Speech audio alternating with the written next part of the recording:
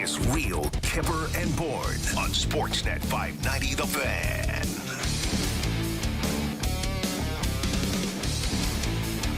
Army crawling closer to a Toronto Maple Leaf hockey game. See what you did there? No. Oh, no jokes intended on the talk it practice? Do you see the Canucks doing that? Yes, I did. Okay, all right. I did. Oh. It is just a foregone conclusion that once you become a new coach, the team that you're inheriting is out of shape. That is such a go-to, isn't it? That is the first thing I'm going to do is whip these boys into shape. They've had it too easy. Who was the head coach before this that left me this crap? Now, in fairness, Bruce Boudreau, maybe not the hardest driver of the boys at times, so maybe there was something to it. Well, not till tomorrow night do we get to see the Toronto Maple Leafs back in action. Still, there's a residual off that stink Saturday night against Columbus. We got a ton to get into, so we'll continue to tap dance around the Toronto Maple Leafs until we get another hockey game. Has anything happened in a month with this team? No, not really. Oh, get some hockey Thus, going, man. The tap dance. So plenty to get into. A terrific show coming up. We've got Mike Fuda. There it is. Former NHL executive who's just, I don't know, maybe 3 or 4 months ago, it's like he's been shot out of a broadcasting cannon. I know. We should really have him in studio. The man cannot live too far from here, does he? I totally agree. But we'll get his thoughts as a former executive, maybe one day soon again. But in the meantime, we'll pick his brain around this time of year because it is an interesting time. Closing in on 2 weeks before the trade deadline. Yeah. A lot of articles, especially when it comes to the insiders, the consistent push on the what ifs and the hypotheticals. And is there a sense that like the hype does not match the reality? I think that's pretty typical of any market here in Toronto. The sheer volume of hype. Yeah. You know, it's not like any one person says anything all that inflammatory. It's, death by 1,000 cuts. Everyone has something to say. Well, we got Mike McKenna as well that'll join us a little after 40 minutes from now. Terrific job on Daily Face-Off. Does a great job with the goaltenders. Yes. We'll get a feel for him. And where, as far as the Toronto Maple Leafs are concerned, where's Joseph Woll in all of this with under 30 games to go? I don't know. You have a thought on that? Well, I don't, to be honest with you. Me either. I know what you mean. Kind of baffled on where the Toronto Maple Leafs stand on who's second in command here. Are they going to thrust Matt Murray in there? And that's if he can get healthy. If not, do you go as early as the weekend back to Joseph Woll? It's just going on so long with Murray, like the tweak you run out of hockey at some point and you just can't trust him. So Ian Mendez will join us in the second hour, senior writer for The Athletic. He's based in Ottawa. Of course, lots of talk. I think Bruce Garriott came out with an article that linked Ryan Reynolds to a development group, Remington, if I'm not mistaken. And what does that do to the perception out there? Does a Ryan Reynolds, whoever Ryan Reynolds aligns himself with, automatically become the favorite here? I think so. I mean, I'm excited to have Mendez for that reason, but Bettman has outwardly stated we would like to have Ryan involved. Yeah. I got my thoughts on that. I'll save it later on in the show. Oh, I can't wait. You better not say anything other than pro Ryan Reynolds or the world will come for you. We've got Alex Ovechkin news as he's heading back to Russia. What does that mean to the Washington Capitals? Some rumblings about Pat Kane out there. As we talked earlier, Vancouver laid an egg the other night. Oh, boy. Detroit Red Wings beat him up 6-1. Calgary Flames with a horrible overtime loss to Ottawa. So there's plenty to get into. But before we go into all of that, happy Valentine's Day. Thanks, Kyper. Did you get me a card? I did not. Me either, sorry. I think I officially quit doing that in grade 5. Did you get your wife a card, a Valentine, a flower, or anything? Every day's Valentine's Day. Married to Nick Kypreos? Yeah. I gave her an amazing shout out today on with Justin and Ailish on the morning show. Did you? Okay. I did. I told her I loved her very much. That's very nice. How about you? Are you a mushy guy? We don't acknowledge holidays, period, really. Honestly, we don't. It's like, Is that because you forget? Well, sometimes, but also like if you want a gift at this in June or something, go ahead and just, why am I forcing it now? We have an understanding. We All don't right. really do flowers. Let's bring in the rest of the romantic members of the Real Kyper and Bourne show. Derek Brandeo, Jen Rolnick, and the most romantic of them all, Sammy McKee. He did get his fiance a card. Sounding better today, boys, or worse? Oh, better. Oh, much better. Better? Oh, Okay, wow. good. Powering through. Yeah, I am a romantic guy, and I would love to give my wife a shout out for doing that today. Yep, go for it. I love Allie very much, and I'm really happy she married me. Yeah, So there you that's really wonderful. He has a nice card in his bag that I saw, which is very go. I'll give her touching. flowers. We're Yeah. going for dinner. I have tonight, not- so. I have not met Ali yet. No. But clearly, I'm gonna keep Ali, it if that you're way. listening, Sammy overachieved, Yes, absolutely. Outkick the coverage. punching way above his weight class. No doubt. So there's also something that happened today. I don't know if you heard or not. Mr. Car Wash himself, Justin Bourne, his book came out today.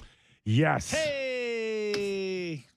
Aligned with February 14th, Valentine's Day, you officially launch your book, Down and Back. We have a close-up of it right now. Nice work, Jen. Got the full shot there. Terrific. Congratulations. And just must be a great feeling. As someone that has been through it, Yeah. it is a wonderful feeling. But let's get your thoughts on it. Yeah, it's a lot of build-up and work, isn't it? Like to get to the actual day when it comes out. I will say that when I talked to Penguin initially about doing the book, I guess I didn't understand that they were going to treat me like a real author. And like to see it in Indigo at the Eaton Center on the shelves Yes. by like Prince Harry's book and Oprah's book. Yes. Or sorry, Michelle Obama and whoever else has a book right now. It's like they're treating me like a real author. Yes. And it's an absolute mind-blowing feeling. I'm very proud. One of those things that like it's not like I just won a championship here, but I do want to say it takes a team. Like my wife watched our kids every Sunday for like, I don't know, 5 months so I could go find time and write. My family the family support was there to make it possible. So I'm proud for a lot of people who helped. And the way I look at that book is that even if it doesn't sell whatever, it will have been a success for me. It's an accomplishment to do it, but I've talked to so many people who have been affected by alcoholism since and deal with those struggles and deal with alcoholism in their family, maybe their parents or maybe children in some cases. So that's been a win. And, we're raising money for Renaissance Foundation, where I went to rehab. Like a lot of good things are going to come from it, even if it's not a bestseller, though. Fingers crossed. No, it'll be terrific, and it's something that everyone can relate to.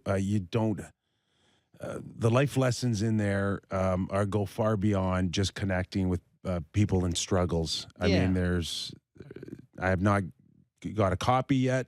We got that for you. It's I know it's coming, Yeah. and I'll gladly buy it. Yes, Go to Indigo, go to Chapters, get your Down and Back book because there's an amazing life lesson in there. And whether you struggle or you don't struggle, anyone can relate to these stories. For sure. Yeah, for sure. Like I said, it's a proud day to say the least. So appreciate you letting me give a little plug here, and it's been a fun day. And thanks to Sportsnet too, because they've put me on basically everything they can to promote it. So. Beside Prince Harry's book, probably be a little less detail in this one than the Prince Harry's. I do not reference my nether regions in the book, which is good. You'll be pleased to know there's none of that. Hey, you're not bringing down a moniker, are you? You're not stomping on a crown, are you, in this book? No, I imagine that one might move a couple more copies. But on the other hand, I think his advance might have been more than mine, just a guess. A couple extra bucks, probably. So I think it's a decent trade-off. Well, all the best. Congratulations, Yeah, buddy. congratulations. All the best to you Thanks, moving forward with your book. And it's Down and Back, Justin Bourne's story. Please pick up a copy and get your reading in. Now, speaking of Valentine's Day, we had a Toronto Maple Leaf gala last night. Yeah, so you guys had a romantic date. We did. We What about did. My house wife cleaning could not today? make it. I had Sammy step in. And this was a full affair. Like the players were there, the alumni were there. Full attendance by the Toronto Maple Leafs. And, I've done many of these. I really enjoyed last night's. I thought it was clean, simple in terms of, listen, every cause is fantastic. Yeah. But we don't need the 40-minute speeches. Right. They did a terrific job from Brendan Shanahan starting this thing. Eris, a friend of mine who does the Maple Leaf MLSE Foundation, again, couple minutes. They kept it moving. Yeah. Christine Simpson It's tough to do. hosted. What a pro she is. Fantastic. And then they did a couple of things. Sammy, what was the first one? There was a Hollywood readings where Yeah, they they took a scene. A table read. A table reading Yeah. where they took the scene out of a movie I can't believe they did that. and they had the players reread them. Yeah, he was telling me that Yeah. Marner and Tavares did like a scene from The Notebook or something. Notebook? You guys think I'm joking at home? That really No, happened. Yes. And to be honest, as you know, John Tavares' reputation, Yeah. I was kind of like, I looked at Kyper, I was like, oh, Jesus. Yeah, this is Like, going to be boring. I was like, this is going to be brutal. And he was the most passionate I've ever seen him by good. far. Yeah, like he acted like, I It mean, was he like wasn't- there was this actor But- waiting to break out of John Tavares. Okay, so here's just the only question I have about that is why? Why? Because do you think life is very stressful and you need to add some levity to Yeah, it. I said That's this- why. Okay, great. I said to McKee the other day, like the Islanders in '82 had like a talent show. Tonelli wins. He dresses up like Elvis. Clark sings The Gambler. They do the whole thing. And I was like, can you imagine that happening today? But like it happened. Some version of that happened with you guys last night. And didn't you say they played Jeopardy? Yeah. Yeah, they played Jeopardy. Frege was the host. So, we're at a table and they're like, oh, Elliot Friedman's here. Is he going to give us some inside information? And I'm like, no. It's going to be the most opposite of Elliot Friedman you'll ever see your whole life.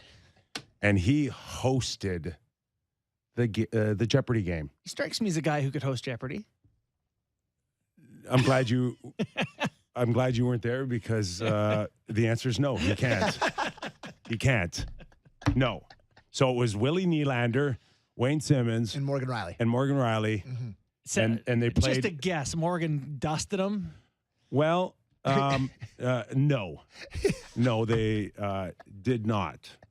And Elliot went through the whole shtick. It was like watching Jeopardy. Yeah. The only thing missing was the category I'll take broadcasting killing decisions, for 400. And what is Elliot hosting Jeopardy? That should have been a category. But Elliot actually muscled through it. Good. And Powered his way through. the final score in Jeopardy from all three of them was Willie Nylander 0, Wayne Simmons 0, and Morgan Riley 0. No. They gave us 20 minutes to get through this thing where all of them ended up 0. and the only thing our table thought is like, I hope this isn't an omen to how the rest of the season plays out. Listen, Jeopardy's hard, and you don't want to not guess if you don't know. So I'm sure they took some stabs as ones they didn't really know. Oh, they went into Final Jeopardy, and Morgan Riley had the most. Yeah, And then okay. they all gambled all their money, and all of them were wrong. Okay. So they all ended up with 0. Yeah. You gotta give a soft Final Yes. Jeopardy And, question. and it was very soft. It was, what's the number one selling concession food? And not what would you think? Jeez, I got French fries. Oh my God, boys! It's the you're at easiest 0 one too. ever. It's popcorn. Okay. Obviously. They're not as dumb as I thought then. Is popcorn that obvious an answer for a hockey popcorn, game? God, it's of all over the course. place every night. It's all over the place. That's the first thing I get when I go to a hockey game. It's popcorn. Yeah, me The too. amou- the I amount guess of- I should answer that. The amount of popcorn I used to eat in the press box was disgusting. Like I'd go through 2 bags every time. And that's like, if you look into the caloric details. Oh no, it ain't pretty. It ain't pretty. But yeah, and I think 2 of them guessed hot dogs, and Morgan Riley guessed pizza. I'm We're really all upset and not saying popcorn. So I have some Yeah. sympathy now. There you go. Yeah. So overall, I think a good night for a lot of people. Again, bringing everybody down to earth a little bit on feeling like what we do for a living is like close to curing cancer. It's not. No, have we had So, enough of a break? Though? You guys unfortunately- had this bit of levity. We had the Yes. All-Star break. We had a bye week. We had Yes. a week with one game. Can we hockey again? We can. They're not hockeying a lot No. next week Gotta either. probably wait One game next week too, just Tuesday night. Under 30 hours, we'll get the hockey thing going again. In the meantime, the Leafs back at practice again, teeing up their matchup against the Chicago Blackhawks. Austin Matthews in a regular spot. Ooh. Would you sit him out one more and go to the weekend, or are you quite comfortable with Austin Matthews in? You know, without knowing the details of his injury, I guess if he's fine, he's fine. Like let's get him back playing, get him going. I'm here all day, I guess. as quick as he can. Okay. Let's see what Sheldon Keefe has to say on Matthews today. I thought he looked good in terms of the outlook. We'll just, today's practice was an important one in terms of getting him proper reps and non-contact jersey and all of that. There hasn't been a ton of practice time with the team, but he has skated quite a bit. So we'll see how he is in the morning and, look to get word from the medical team in terms of his final status. But I think his intent to coming into practice today was to feel good and be ready to play tomorrow. But that determination won't be made till tomorrow. Skated with Willie and Michael Bunting. So Go ahead. no, so if they're just saying that, that's just procedure. That's how they handle it. But if there's any chance that it's not right, why the hell would he Right. if it's either he's playing tomorrow, he's in the game, he's ready to go. If it's we'll see how he feels in the morning, maybe just wait till Saturday. You know what? That's a great point. Like, If what you're are we not doing sure, here? if you need day of clearance, Hold on. Time out. Yeah. Did we not just and still are shaking our heads at Matt Murray? Yeah. So why would we think it's just a foregone conclusion? Because we assume that they would learn. You're right. You take that as education. You're playing one of the worst teams in the league Yeah. at home. Maybe just pump the brakes a little bit if we're here in talking case about he's. in the matter of hours, he Yes. happens to feel good this day. Maybe let's punt it down the road. But this is also just their sort of protocol, the way they handle all these injuries. They always kind of talk about this before I the know. night before, but it's Which it's annoying.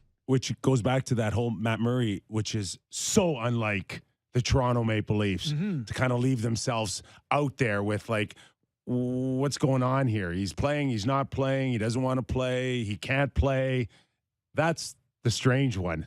Yeah, it is. It just fell out of that pattern that you're talking about how Yeah. it's so structured, how there's protocol and we got to go through the proper channels and to make sure everything's okay. And it sounds like that's what they're doing. Yeah, it does. It feels to me like there's too many cooks. You know what I mean? Like there's so many approval process checks, balances, whatever. I don't know. This is simplistic or whatever, but go talk to the guy. You good? Okay. You're not? All right. We'll take another day. It's the Blackhawks, so not rush anything. I do want to say, though, looking at their lineup, it is so evident to me how all four of the four have to be healthy for them to look like a threat. Because when he's there, all of a sudden the third line is Engvall, Kampf, and Yarncroc. It's a good line. It's a good third line. When he's not there, it gets so thin so quick. It just so essential. The whole plan balances on the health of those four individuals. Wow. That's it. One guy's hurt, it falls apart. We saw it in Montreal with Tavares. And Tavares cannot shoulder that responsibility to carry the offense at the center ice position. Yeah, that's true. That's the other issue. It's not only can Kampf, who, what did we say, 25 goals or 25 games without a goal? Yeah, 25 games, 4 goals on the year. So you're right. Without Matthews at center, you've got Tavares, who's a point per game. You're done. Kampf, Holmberg, Right? Kerfoot. Yeah. Yeah. So that's maybe why you are kind of, no, let's not wait the weekend for Matthews. We don't have the luxury to go into another game with John Tavares and who's our second line centerman? When he's it, I guess it's David Kampf. Or Kerfoot. Yeah, Kerfoot, sure. Yeah. Whoever. It's not And who else? Yeah, and it's just not pretty. It's not pretty. It's not pretty. We got Mike Futa is going to join us in the next minute or two. Before we get to him, Quick 20. we kind of discussed a little bit what we didn't like about Saturday night's game, and I did mention that didn't like Hall's game at all. Is it about Hall coming out after a subpar performance Saturday night? He will not be in the lineup tomorrow night. We'll see Connor Timmins in.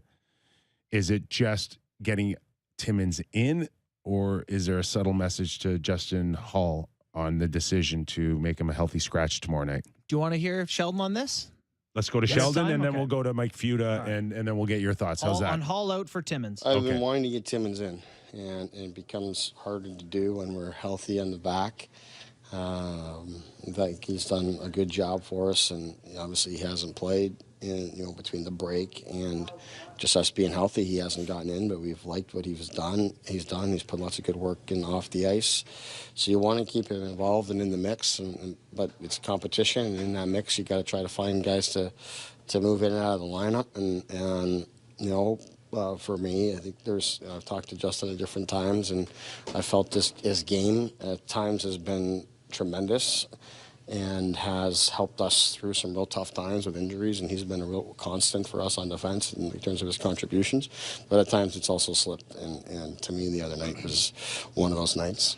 And when you're looking to get a young guy like Timmins in and you want to keep him going, you're looking for someone to take out, so don't give me a reason. Okay, that's a lot, Don't give me a reason. right? He said a lot there. A lot more than yesterday's clips. Yeah, he's back. Yeah. Sheldon's back. Yeah.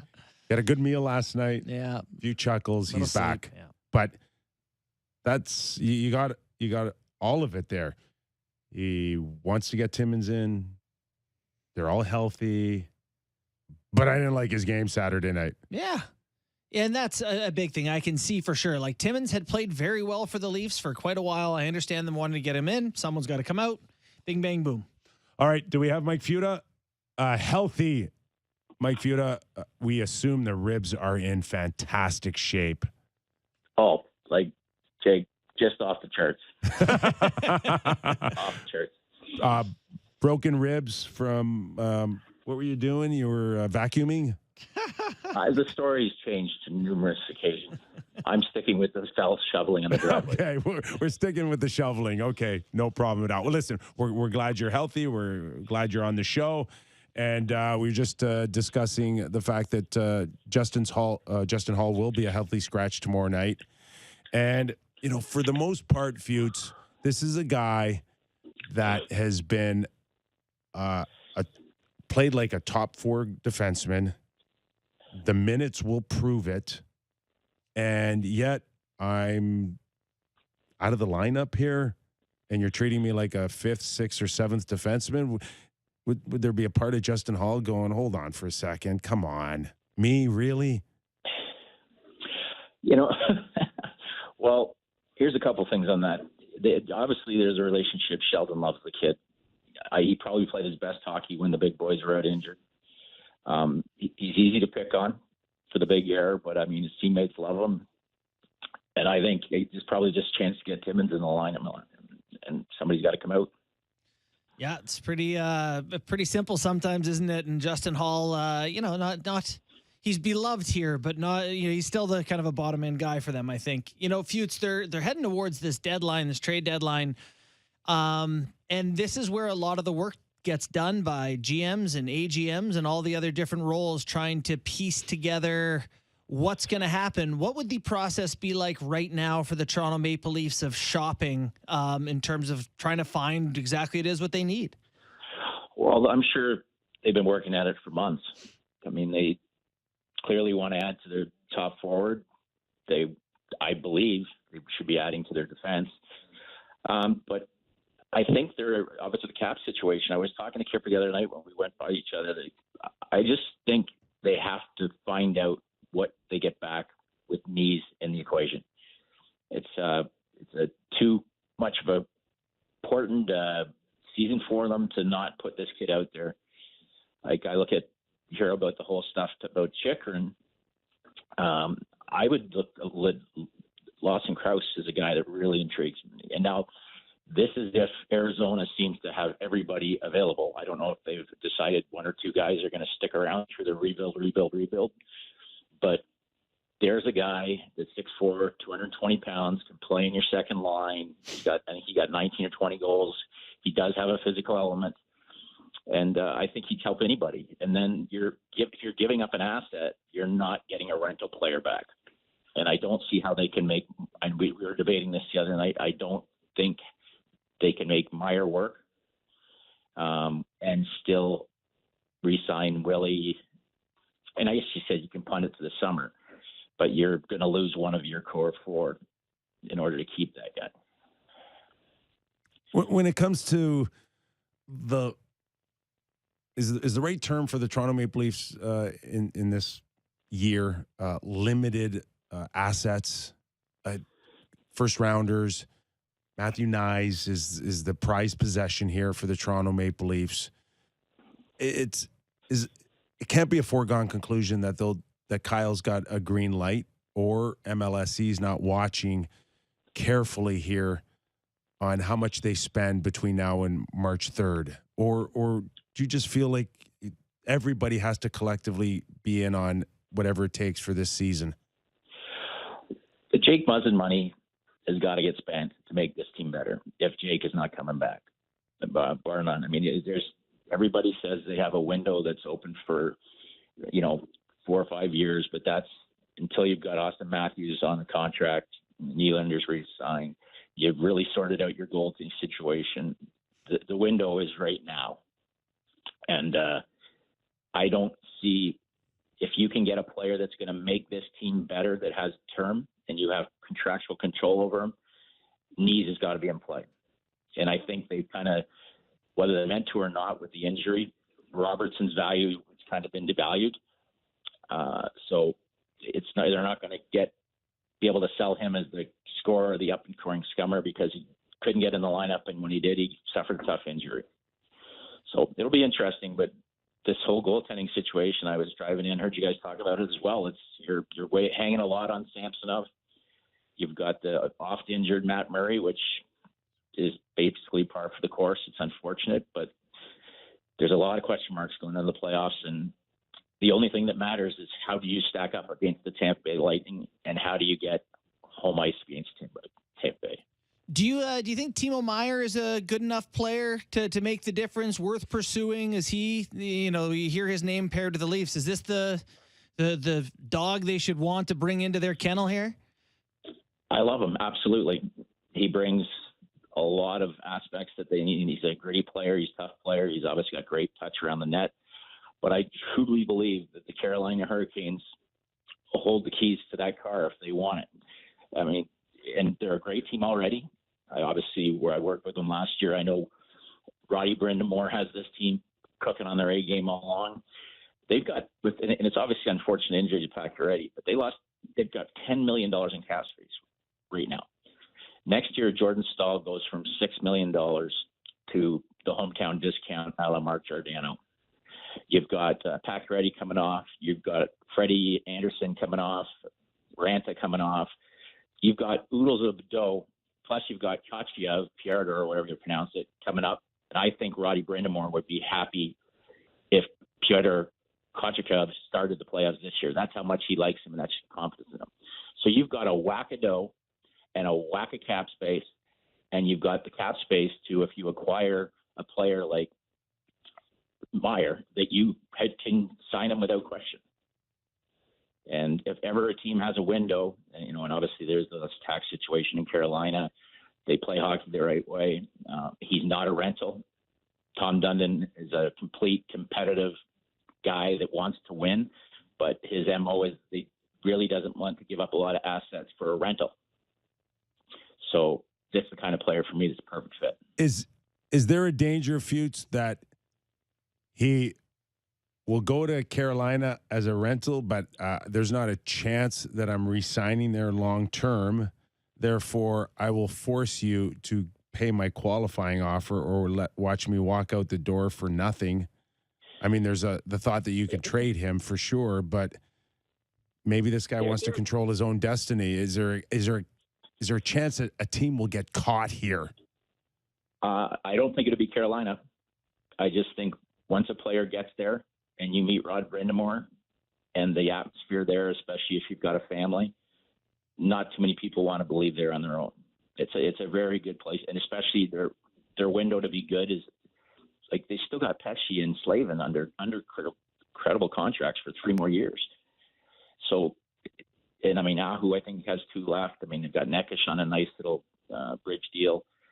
I know a couple people have said that Jarvis is somebody they would move for a big piece. I would be shocked. I believe Roddy Brindamore has his picture in his wallet. He's probably one of his favorite players of all time. Yeah, no, there's certainly a ton of talent there. You can understand why people would want to stay. You know, when hunting for specific names out there, is there anyone, Feuds, who you think that makes more sense for Leafs? And I am thinking depth guys. Was there Lafferty or Barbashev, or is there any other names that you see like, boy, that'd be a nice fit? Boone Gunner is a name that was talked about the other day. Just a guy he's got an incredible work ethic. He's a captain. He's a local kid who just would dream of pulling on the Toronto jersey, and I think he would bring an added dimension of speed, penalty kill, and tenacity to your bottom 6. I would love Josh Anderson. That's the type of player that if somebody wanted to bring up my top prospect and my first round pick, and obviously it's not easy for the Toronto Maple Leafs in Montreal Canadiens to make a trade, but that's the kind of player that I think solves all the Leafs problems up front, our holes. Just backs everybody up a little bit more depth, a little more energy protection. And I think you're going to be able to find a guy in the back end. There's a lot of talk about Shen. I don't think the big fish is out there for them, salary-wise, and I don't think they're going to blow it up to get a rental player. But I just think there's players like that have got a little Stanley Cup pedigree that can help you right shot, can kill penalties, and again, he's not going to be worried in the Toronto market. Foots, we still got a little over 2 weeks to go, so we're going to lean on you a lot on the show the rest of the way as we get towards March 3rd. Hey, thanks for doing this for us, pal. We really appreciate it. Okay. 2 quick things, Kyper. Yeah. Bourne, congratulations on your book, buddy. That's Thanks, just Feuds. an incredible accomplishment. I'm glad I got a chance to talk to you on the day it was released. And Kyper, if you can talk to your lawyer about getting me back into that place that I'm barred for life. Because I walked in to give you a hug. Yeah, for sure. Okay. I'm working on it. Thanks, All right, pal. Take care. Take care. Bye-bye. That's a little bit of an inside moment for us at the hockey game. A couple of weeks ago. I was in one of those areas where it's kind of hard to get in. Yeah. And, Share club? no names to protect. There's an unnamed club that's above to protect the identity of a few people. And I'm like, hey, Feuds, come on in. Come on in. And swarmed. Apparently wasn't maybe right of me to say that, but I had also thought that someone that had the authority okayed it. And man, these are tough. These are tight places. I'm not saying that he was handcuffed and let out of the room, but it's very. That's great. So he's like, "Could you put a good word in for me?" I'm like, "Feuds, you're Mike Feud, a Stanley Cup champion, man. You don't need me." That's funny. No, I'm just, and there's a very strong exaggeration on that story from my part. So I just having a little bit of fun here. I saw when I mentioned the name to Mike Fuda, I saw you write down Lafferty on your paper. You know, when it comes to those type of names and Barbashev, and I'm not discounting them on how they can influence a lineup, but I just look at this trade deadline, and there is just one guy for me that is a true needle mover. Oh boy. And that's Timo Meier. That is the prize out there. And we just heard Feuds talking about some teams that could make that work. Mm-hmm. That we've seen so many big names in the NBA already. Yeah. And I'm not disrespecting Pat Kane or Jonathan Taves or any of that. Those are big names. Yeah, but he's a current prime. We don't know, like, truly, like, if Pat Kane did get moved, you're not sure of what Pat Kane you will get. Yeah, I agree with that. And Taves is another guy. It's going to be, if I'm not mistaken, 35 years old, and there's a lot of wear and tear there. Mm-hmm. He's not healthy either. So outside of Timo, man, it's limited on what you can. I know there's you huge can expect. names, but it's like, how do you know what you're going to get at this point? Yeah. I know. So, but Timo Meier he's a good player. He's legit 30, 40 goal scorer. He's got tremendous upside for a long time. He would command a lot here. He would. You know, it's funny because, you know, obviously there's Toronto market, a lot of noise. The big names are in play. So this one has come up quite a bit lately. At a rival network today, you know, there was mention of like Pat Kane picking a few destinations that he would actually go to, and Toronto being one of the two. You know, if that becomes available and you can't get Meier, what do you think an acquisition cost on Pat Kane would be for the Leafs? Well, like, it's not Matthew Nyes. Once you're dealing into a no movement situation, and I think the prime example was Claude Giroux leaving the Philadelphia Flyers, and they had Owen Tippett in a couple seconds or something, and going to Florida. Yeah, and yeah, you're exactly right. So there's just if in fact Pat Kane says, okay, New York's off the market, I'll only go to Toronto, and you've got a young, inexperienced general manager in Davidson who is staring down arguably best player in franchise history, two of them, in Taves and Kane. You want to be the guy to tell them, I'm holding out for the 7th round pick. But you know, the best thing he could do is that. The best thing he could do is at the start of his GM career, say, all the Leafs are going to give me was a third for Pat Kane, and I'd just rather not disrespect Pat Kane like that, so I didn't trade him. I don't want your stinking third. But if Pat's coming back to you and say, I really want you to make this work. Yeah. And if you don't get me to a contender, I'm going to. Wow, listen, you ruined my last 2 years. You got rid of this guy, this guy, this guy. I've been the good soldier. You soldier. gave me a crap sandwich for a year and a half. I've bit my tongue. I've played good veteran. I want to go to Toronto, make it happen. You're Kyle Davidson if he now. Could stand up to that and dig in, don't you think that would go miles for his own career?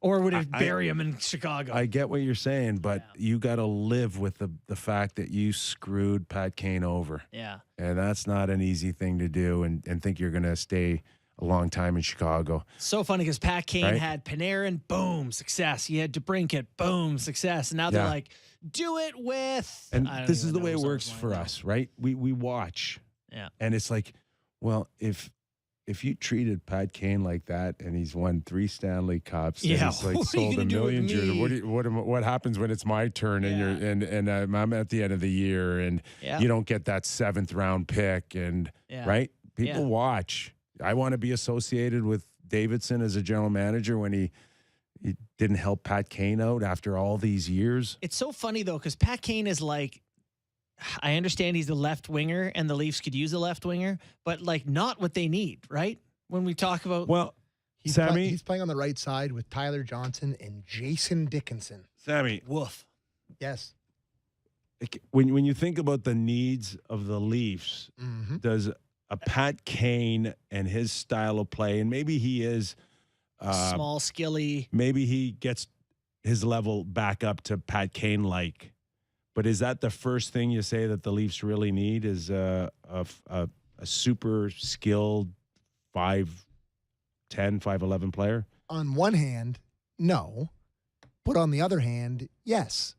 You know, I wouldn't mind having a guy that's scored multiple massive goals in multiple big games, having a guy out there that's with Matthews, like a guy that knows what it's like to play in big situations. Like how many times over the last 5 years have the big guys gone silent in the biggest games ever. But this is why I'm okay with Pat Kane. In theory, if he didn't cost them $5.75 million or whatever it's going to be after retention and whatever. Like if he was a guy that you could get cheap and low acquisition cost, maybe you could say, yeah, I can see how that helps. But it's going to cost you that cap space, and it's going to cost you some asset. And anything over $10 million in all probability, and Timo Meyer's the same thing. Erik Karlsson's the same thing, is that even if you get a team to bite on a percentage, are they really willing to go all the way with 50%? Yeah. And most often you're going to have to invite a third team. You got to chuck into the them mix. a fourth to take on $2 million. So maybe more. Yeah. Maybe you hold a team hostage for that holding pattern that I can't make a deal without you. Well, that's a third round pick. I'm sorry, but that's what I want. And now you're doing all this cap gymnastics, another pick we're talking about, and it's a guy you're not sure if he's healthy, if he's going to move the needle, if he even checks the box of what you need in terms of a physical guy who, you know, like I understand what Pat King can do. He'll be involved in some goals for sure, both ways. Like the other thing too is you got to trust the ability. He's Pat going to be playing with Matthews, one of the best defensive forwards in the league. Like he's not playing with Jason Dickinson here. Yeah, but you're already talking about covering up from a guy you're acquiring. The other part too is we got to go, by the way. Yeah, we'll get going. Yeah. We got lots of time, Andrew. All right, now I want to pick up this Pat Kane conversation and what that could look like for the Toronto Maple Leafs if, in fact, he's in the lineup. So plenty more still there. We're going to take a quick break. Mike McKenna, Daily Faceoff hockey analyst, great friend of the show, will break down what the Leafs goaltending situation will look like because I think it's official. We've got a three-headed monster from here on in for the Toronto Maple Leafs in net. Mike McKenna after the break. Boy, okay. Real Kyper and Bourne.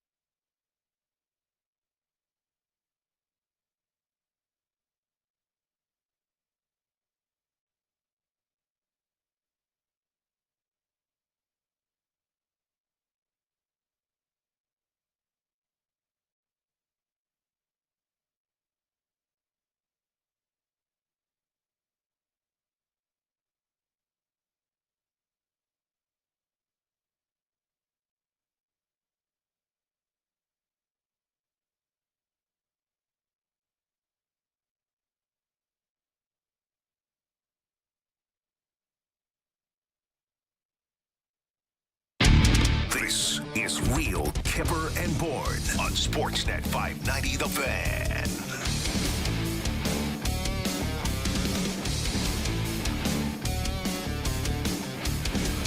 Still a lot of meat on the bone on conversations, including finishing one on Pat Kane and Yes. what his look will be potentially on a Toronto Maple Leaf Hockey Club.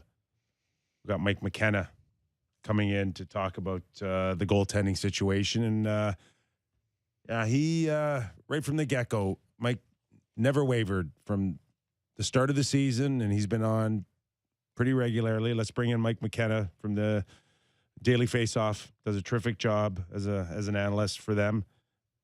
Mike, I was just talking to Justin and mentioning that you never wavered, that you always had your concerns about Samsonov, Matt Murray situation. Just want to get your thoughts on a little bit of that craziness prior to the All-Star game where he was scheduled to play against the Ottawa Senators, had this ankle situation, ended up backing up, and then going on the IR. So before we get into what the future looks like, just talk to us about maybe how bizarre you found that situation.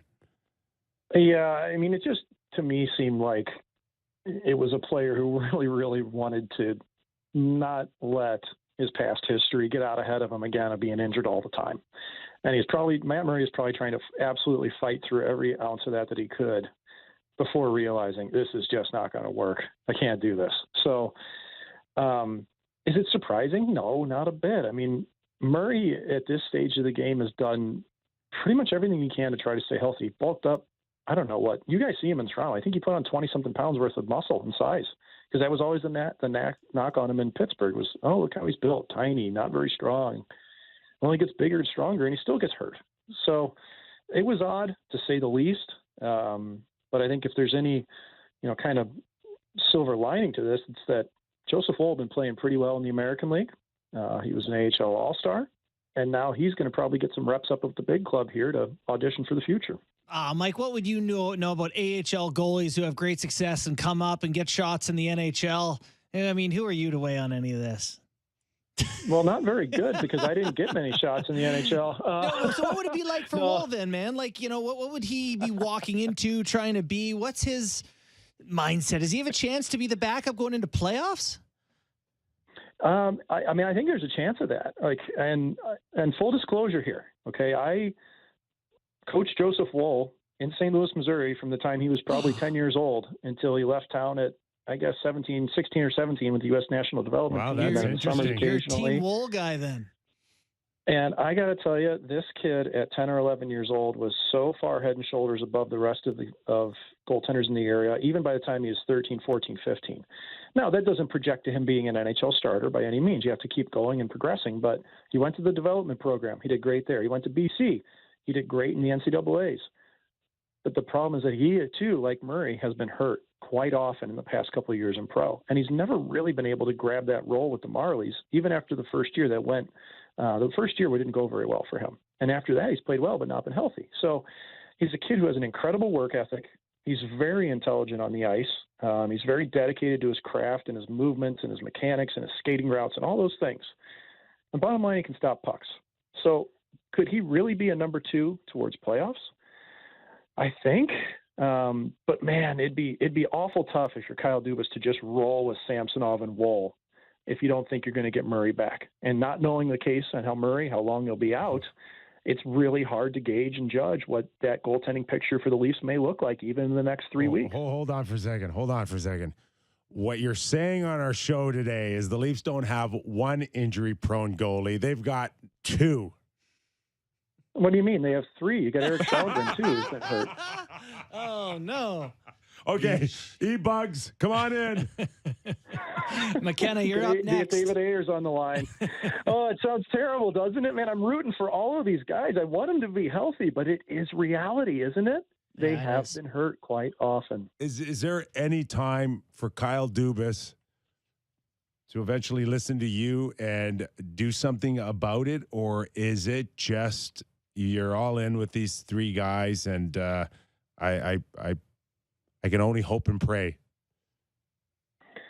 I think the hard part is that what are you going to give up for an asset and what are you going to get in return? It's a really soft goalie market out there right now. I mean, the one guy that kind of makes sense if you just need a reliable goalie, steady Eddie, is probably James Reimer. He'd be available, I would think, at a decent price, probably way less than a Cam Talbot. Reimer hasn't had a great year in San Jose. The team's not very good defensively in the first place.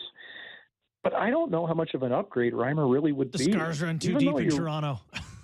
That's what I mean, right? And then you're walking into that whole hornet's nest in the first place. So, judging that market, I think Cam Talbot, if you ask me, I think the Senators should trade Cam Talbot and get whatever they can out of him. I don't think he'll be back there next year because he still wants to win Stanley Cups or at least have a chance to do that. He's going to be 36 years old. A team like Pittsburgh or LA could really use him. What's left after him? Jonas Korpisalo? Do we trust him to stay healthy? Is he a big upgrade? Maybe. You'd have to pay for him too. So I think it's a tight spot for Dubas. And honestly, midway through the year when two goalies were hurt, I thought that adding somebody might make a lot of sense. But with the way Woll has played, I think at some point you got to just go with what you have. It's very scary. But allocating assets would be better off served, I think, elsewhere to try to improve that team in Toronto. The strangest thing about talking about goaltenders to me right now, Mike, is like how we struggle to evaluate them. And I understand that you can see the technical side where a lot of us can't, but teams don't seem to have any idea who's going to be a good goaltender from year to year. Why has the position changed in such a way that it feels like that there's inconsistency and like all of a sudden this guy's unbelievable and this guy's terrible? And I don't know, it just feels really tough to pin down.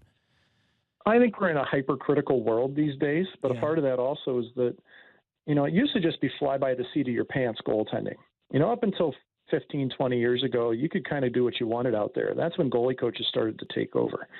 And really, in the last 10, 15 years, it's become a very optimized game. That's why most of the goalies look pretty similar. But I think it's gone to the next level in the last 5 years.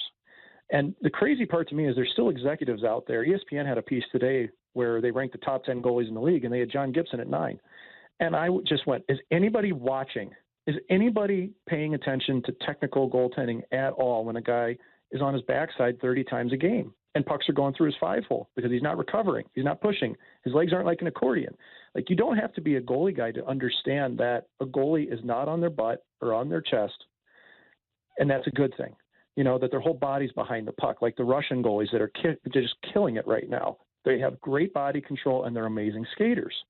And that's the biggest thing for me. Those top guys, the Sorokins, the Shesterkins, the Vasilevskis, the Saroses, they're great skaters. Anybody can learn that, but you need a goalie guy to help guide you.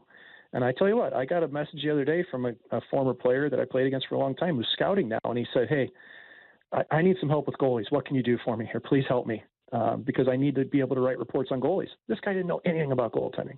There's still a ton of that in scouting. There's very few ex-goalies that scout. I have a ton of respect for him for coming to me and asking because he's trying to learn. And I believe everybody can learn. But ultimately, you do need goalies evaluating ex-goalies, and you need modern goalies evaluating today's goaltenders to be able to understand who really is going to be good now and into the future. We're talking to Mike McKenna from the Daily Faceoff, who's our goaltender guru here on the Real Kyper and Bourne show. So if you're the Toronto Maple Leafs, either Sheldon or Kyle, are you at the point of the season, Mike, where you want to go up to Samsonov and say, you're the guy right now, we're going to get you ready, we're going to get you groomed, here are the games that we want you to play? Or do you just let him believe that he's still in a race no matter how hurt the other guys are? I don't think it needs to be conveyed to him that he is the guy. And I think with Samsonov, it might actually be a negative to do that. I see, I watched the game against Boston, right before the break for the Leafs. And to me, it was a classic case of a goalie who was just way too amped up. Like, he was so overly aggressive and impatient. And you could tell that in that moment against the best team in the league, he was still thinking he needed to do more. I would be very hesitant with him to give him those reins and say, you're a guy, we need you to do this. I'd just let him keep playing. Because to me, Samsonov is at his best when he lets the game come to him. You look how good he was against Columbus. I know he didn't face as many shots in that game, and he had a shutout in it, but were they his quality shots against Boston? No. But the game came to him. He wasn't chasing. He wasn't in the white ice. That's when he's at his best. And guess what? It was against a pretty crappy team. That's because he didn't feel the pressure. So I think this has always been something that is a bit symptomatic of Samsonov's game. When he feels pressure, he tries too hard. He's just got to chill. Just relax. Remember Carey Price in preseason about a decade ago? Yeah. Preseason, chill out. Yeah. Kind of the message that's got to go to Samsonov, man. The same type of thing. Like, just relax. He'll be You're a fine in great Toronto in goaltender. Game Just 7. play He'll the be position. fine. Sorry to step on you there, That's but right. Yeah. Just one more thought on Samsonov Sure. from my end, and I want to hear your answer to JB here. Is that okay? Without telling him you're the guy, then you've got 28 games, so game 1 in the playoffs. What would be a number that you'd want Samsonov to hit to get ready for that, if in fact he is your guy? Is it well over half of them? 18. They've got 2 back-to-backs left. What's the number that you would focus on Samsonov's to make sure he's mentally and physically ready here? yeah, I want to get Mike on that. 18 makes sense to me, but Mike, what do you think? Yeah, I think you're looking 18 to 22 in that range, depending how he's feeling a bit too. I would want to be every bit of 2/3 of those games, which, when Murray's been healthy, it's been a pretty even rotation between them, but Samsonov has had to carry larger load when he's been out. So I'd want to continue that. I think if you go towards 2/3 of games, you're ramping him up a little bit without running him dry in terms of energy, mentally and physically. And I think realistically, let's say Murray's out, you're probably giving Woll a decent chance to play too. Okay, I thought he looked pretty good against Columbus. I don't think he could do much about, 3 of those goals that were right and tight in his crease, but I'd like to see him get a little bit more playing time too, especially thinking with the thought that Murray will be back. I think that would be good. So you give me 20 to 21 games for Samsonov, I'd be pretty happy with it. Mike, I feel like sometimes we paint you into a corner as this goalie guy. I mean, you've been an analyst you're with Vegas on the full state of the game. So I want to take you out of the crease a little bit. We were just talking about Patrick Kane and the potential for him in Toronto, what kind of fit he might have. What do you think of Kane, the player now, how he might work in Toronto? Obviously not the same player, but still something there with him.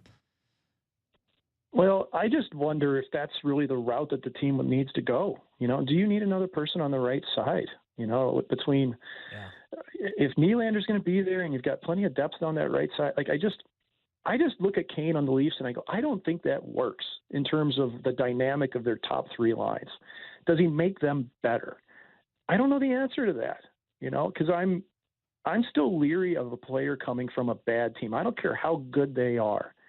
I get nervous about a player coming from a bad team. And the Hawks have been bad for a while. And Kane this year, has he had as much to work with around him? No, of course not. But I think he's looked a little pedestrian at times. And I'm not sure if you can turn it on right away. It'd be a big shot in the arm to be able to play with Matthews or Tavares or Marner or any of those guys. But I just worry about that. And I don't think giving up the assets to acquire him for Toronto would be worth it as much as it would be for a team like, let's say Vegas, who's missing Mark Stone now for probably the rest of the year. That could really use somebody on the right side. If you want to get in a bidding war against Vegas, if you're Toronto, see you later. You let Vegas spend all that cash and you keep your assets, because I don't think Kane would make as big a difference there as potentially somebody that maybe help shore up the blue line. Were you surprised at his response to watching Tarasenko go to the Rangers when apparently he wanted to go there? I was baffled at why the Chicago Blackhawks wouldn't keep him in the loop or at least have ongoing discussions to say, let's play out a few scenarios here and let's do it together. I was really surprised that, first off, Kane was just that on. He just laid all his cards out on the table. Yeah, I was disappointed. I would have liked to have gone there as a place I was thinking about, talking about the New York Rangers. That caught me off guard, because very rarely does a player have the chance to say that.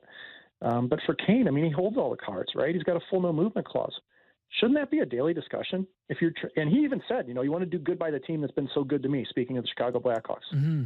If that's what you want, there should be daily conversation between Kyle Davidson and Patrick Kane's camp on what's available. What it says to me, I'm not sure the Rangers are that interested in Kane. Really, that's what I think it comes down to. Maybe those negotiations never really went far enough for it to even matter for Kane to be able to consider the Rangers. Yeah. But you talk about being left without a dance at the prom. That's a tough pill to swallow for a multi-Stanley Cup winner like him, but I think it might have been the reality in this situation. And it really could come down to the fact that maybe they had a little bit of a background check physically. Where is he? Mm-hmm. There's a hip issue. It's a heavy truth, though, he's talking about here. What if the other team just say we don't want him? Yeah. You know? Yeah, there's And various guys, reasons. I think salary cap, I think the salary hit's a big thing. Like Tarasenko came in by the time you take back half the salary on Tarasenko compared to half on Kane, you're saving over almost $2 million. Yeah. I mean, that's a reason why you can put a Mikkola in that deal as well. So I think from that way, it made a lot of sense as well to keep a little cap flexibility. The one thing I would like to get both you guys to weigh in on is the idea of a big star like that coming into your locker room and not changing the dynamic. It's not like adding Lyubushkin, who can just we hope he plays well. Like, you can't ignore Patrick Kane, what he would do media-wise, attention-wise, hype-wise. Like, is there some fear of bringing in another guy who's a huge name like that? Mike? For myself, when you're putting him with his best bud, Artemi Panarin, I don't think so. I think it really helps when you've got someone who is a big piece of the puzzle in the first place. What you really just hope is it doesn't become a faction.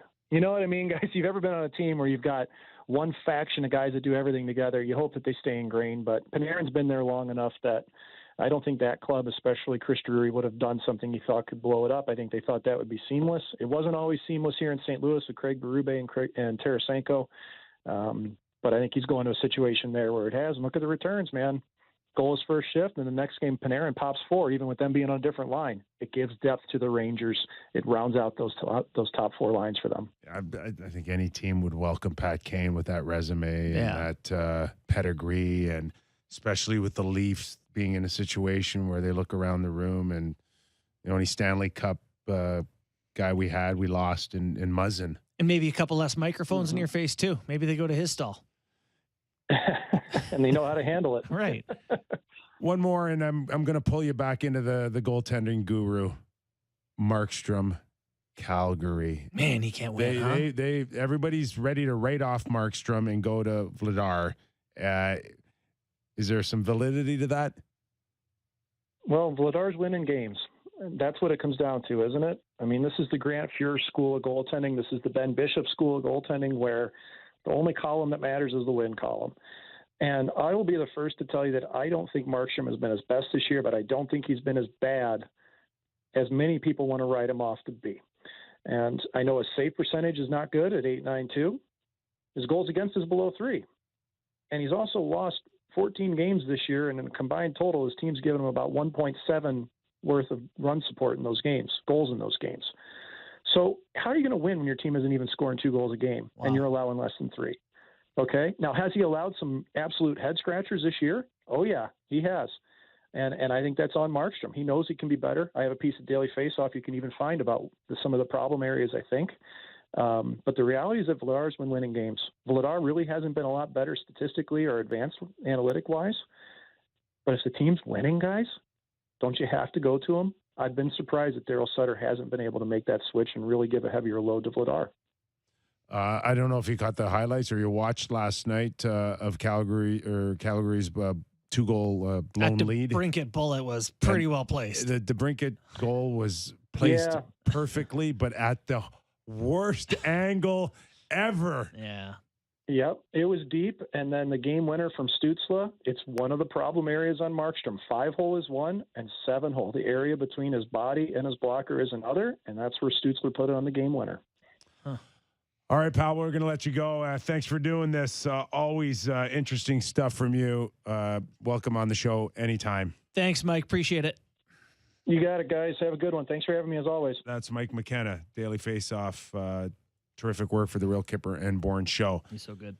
Now, just my final thought on Pat Kane potentially being a Toronto Maple Leaf and like where the fit would be. And Mike touched on it, and it's something that I didn't have enough time to before we went to break.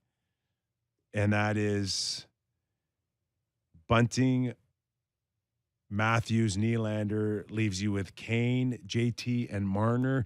Do we see a world where there's tremendous chemistry between Kane and Marner on the same line when both kind of them Spider-Man meme. want a quarterback plays? Well, but aren't you you're giving Kane to Matthews, right? That's what I'm asking here. Absolutely. Where do you see? Kane to Matthews. Kane, 100%. Matthews, Nylander?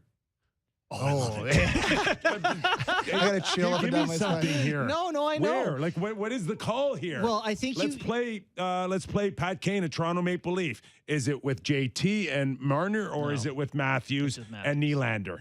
I think you need the defensive Or is support there- with Matthews Or- for Kane, and I think the whole connection between Kane and Matthews, isn't that his they're a favorite couple player? American. Yeah, he loves Kane. They train in the summer together. Like, I think I'm okay with that. okay.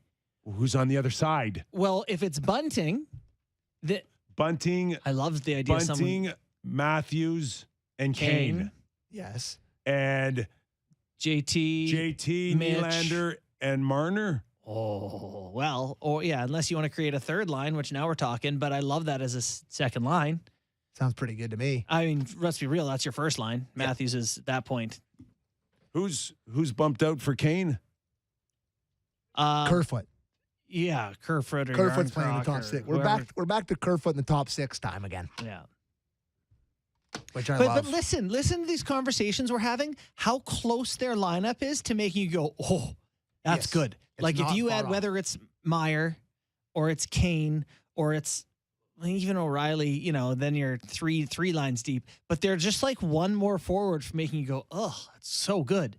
But right now the hole is so glaring Yeah. for their 6th forward. I just see right now on the first 2 lines, the quarterbacks right now for me are Marner and Nylander back to back. So what's the guy who just won the Hart Trophy? He's a shooter. Sorry, Right. did you say power play? No, I'm just talking about I'm just talking about the first 2 lines for the Okay. Toronto Maple Leafs. The guys that you want carrying the mail on your first 2 lines are Marner and Nylander.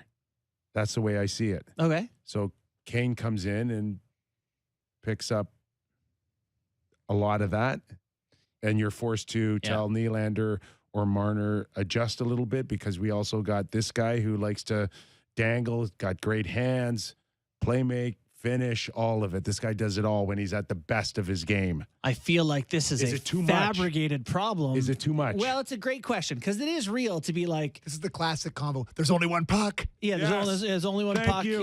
Yeah, no, and Thank you. But it's legit, but overblown. Like I can't imagine a time like what you would say to Nylander or Marner is do your thing when you have the puck. What do you mean? Do your thing. Nothing changes when you don't have it. Do the thing you do when you don't have the puck. All I remember when I played with the Rangers, and every once in a while I played with Sergei Nemchinov and Alex Kovalev, where I'm like, I try to go over and help him a little bit. He's like, get away from me. Get away from me. I'm doing my thing. Get away from me. And I'm like, well, I'm out of here. Yeah, I might as well go. We're not a cohesive. I'm either unit going to here. the bench or the first row and watching you. But beat it. like Sammy said, is there enough puck? I just can't imagine the opportunity to get a player who you think improves your team and saying, well, we're worried that Nylander's not going to get to carry it through the neutral zone as much, so we don't want to do it. I think. What? I mean, this is an easy thing to say. There's two ways this goes. He comes here, and he's very hurt, and he's not very good, and he's been the guy that he's been this year in Chicago, right? Seems like the likely outcome. But I also think the reverse outcome, where he comes here, he's Reinvigorated. rejuvenated. He's trying again. He's playing for a team that has Stanley Cup aspirations. He's playing with another American guy who's one of the best players in the league. And he's just, point per game Patrick Kane like he was last year. Like there are 2 ways this can go, obviously. But like if he's bad, it could be a very bad thing for his sort of legacy amongst Leaf fans in terms of if he comes here and stinks, it's just the Foligno conversation. Well, it's again. not only that. It doesn't set you very well up for another contract. Exactly. But if he comes here and he's good, he's getting $9 million somewhere. But then if it's Kane, so if it's too many good players or too many puck carriers, Yes. then Style of play. then do you prefer Ryan O'Reilly or do you prefer Taves or do you prefer Or you roll the dice and you bring Matthew Nyes in and you hope that he can have a physical how about aspect to his game. How about you How about trade both? for a guy who's named like Ivan Barbashev, who you don't have to do this whole retention Listen, juggling, Barbashev, circus. but Barbashev to me is not top 6 guy. No, Okay, I agree with that. I agree. So give up your second and a third and Right. take him and hope he can find a good role in the bottom 6. Okay. That's Mid. him. But then who's the guy? Who's the guy that can beat top 6, that doesn't carry it too much? Yeah. That I guess is Timo Meyer. But then if I'm Nick Kypreos right now, I'm like, who's going to shoot it? Austin Matthews shoots it all the right. time. You can't have 2 guys who shoot it all We've the time. solved nothing, Well, and we're 2 minutes from out of our break time. I would like to go on record that if Patrick Kane came here, he would absolutely light it up. I would like to be on record with that statement if it does happen. That's super fan Sammy No, talking right now. Guy's a stud, 3-time Cup winner, Yeah. reinvigorated, playing with great players. I'm thrilled. Bingo. Listen, God, your drafts are good some days. it's a huge name. It's not a huge name. It's a huge talent. He's one of the greatest players in the history of America. He's a stud. He's a 3-time Cup Yeah. winner, first ballot Hall of Famer. It's right up there with Ryan Reynolds. Oh, boy. All right, Ian Mendez, after the break, senior writer for The Athletic. We're going to talk Ottawa Senators and what Ryan Reynolds would mean to the city of Ottawa. You are watching and listening to Real Kyper and Bourne. If you get a chance, give us a rating and review, a thumbs up on YouTube. We're glad you're aboard. Back after this.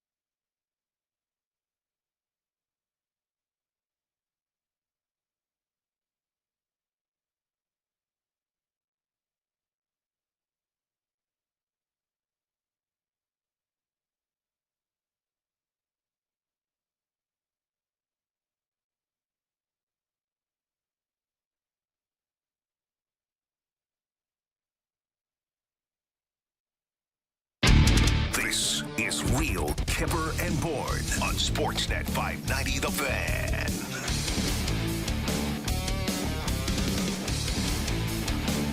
The book is called Down and Back, the story of Justin Bourne. Out on shelves today. Indigo chapters online. Assuming Indigo's got everything figured out. Had a bit of a hiccup there, team, but they're going to be all right. A few pictures in the book. Yeah, not quite. Did you have like a middle section of pictures? Yeah, I did. Yeah, the glossy. No, we didn't do that.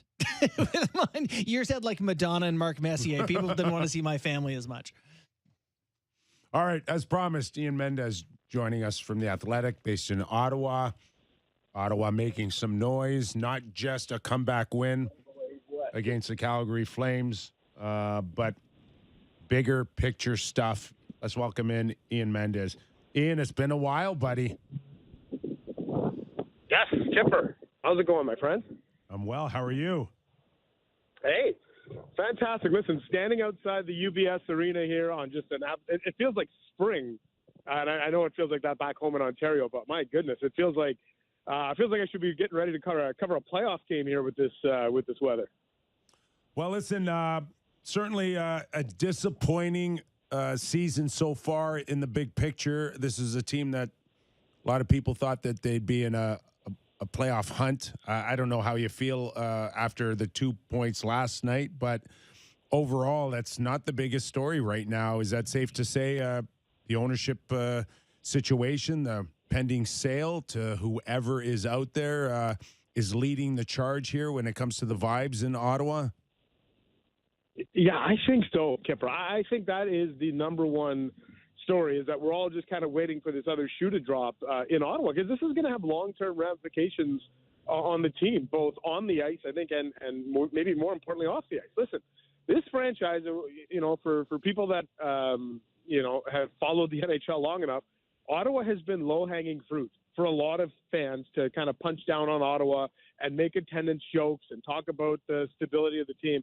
Well, all of that's about to evaporate, I think, when kind of deep-pocketed, stable ownership comes in here. And it's probably going to happen at some point in the next 4 weeks or 6 weeks, I think, where we get maybe a conditional sale. And that's really going to turn this franchise, I think, just completely turn the needle here. And absolutely, it doesn't matter. Listen, I think everybody would love a Hamburglar type of run here and get them back into the playoffs. But realistically speaking, I think we're all pretty excited to see what's on the horizon here with ownership. I mean, the Ryan Reynolds thing has become such a focal point of the conversation. It would feel to myself shocking if they went with someone else. Is there a chance that they don't win the bid? Is Ryan Reynolds pushed it that much into the favorite position? Oh, man, you know what, Justin? It's a great point, right? Like, it almost feels like that you can't put the genie back in the bottle, right? Like, right. Wouldn't it feel like a complete disappointment if all of a sudden you woke up tomorrow, you found out, hey, the Ottawa Senators have a new ownership group, and, oh, by the way, Ryan Reynolds isn't part of it. You're like, what happened here? Right. And hey, listen, full credit. Bruce Garriock at Post Media had the story yesterday. Full credit to him for the fact that Ryan Reynolds has, looks like he's tied himself to one particular group. And I think that's interesting, because I think the sense I got before this was, he was going to kind of sit on the sidelines, just kind of in some ways like what Daniel Alfredson was going to do, not necessarily hitch his wagon to one particular group, kind of see who wins it and then jump on board at that point. And now it doesn't, that does not appear to be the case, which is fascinating to me, because I think if you're the NHL, how do you not go with this? Look at what he's done for Wrexham overseas. Look at what the potential, I think, for marketing and exposure for the National Hockey League and the Ottawa Senators here. I don't know how they say no to a bid involving Ryan Reynolds. I give Ryan Reynolds a lot of credit, because once this thing started, one of the first things he said is, well, I can't afford this. Yeah. So, I'm just wondering, what does this say about us that we've made Ryan Reynolds, who can't afford to own his a team by himself, the focal point here?